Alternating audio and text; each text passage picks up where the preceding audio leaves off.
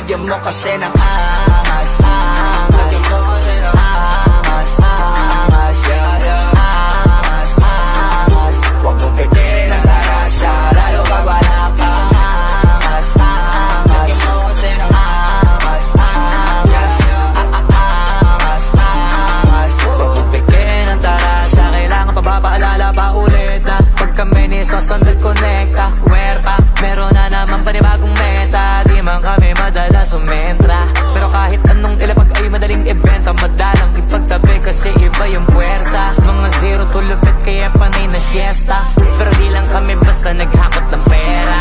Alam mong isa kami sa naging tagabusog ng tenga. Maganda kapag bibig namin tikon, malamang tahimik na nag-iipon. Kung matindi ka ganito ka na sana,